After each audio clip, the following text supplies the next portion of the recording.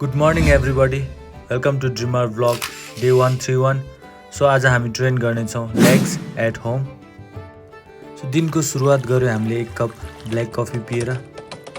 Black coffee नै किनभने यसमा क्याफिन, एन्टिअक्सिडेन्ट र लो क्यालोरिज हुन्छ, जसले हाम्रो मेटाबोलिजम र फोकस इम्प्रुभ गर्छ र साथै लो क्यालोरिज भएकाले हामीलाई वेट लसमा पनि हेल्प हुन्छ।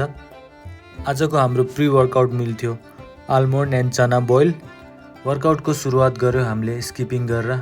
स्किपिङले वार्मिङ अप साथै हाम्रो बडी टेम्परेचर रेज गर्छ। बडीलाई राम्रोसँग वार्म अप गरेर हामीले सुरु गऱ्यौँ आजको पहिलो वर्कआउट, जसमा कि हामीले गोब्लेट स्क्वाटको 3 सेट लगायौँ। नेक्स्टमा वाकिङ लन्जेसको 3 सेट र सुमो स्क्वाटको 3 सेट लगाएर हामीले आजको लेगको वर्कआउट गऱ्यौँ फिनिस। आजको लागि यति नै। Stay fit, stay healthy, see you tomorrow.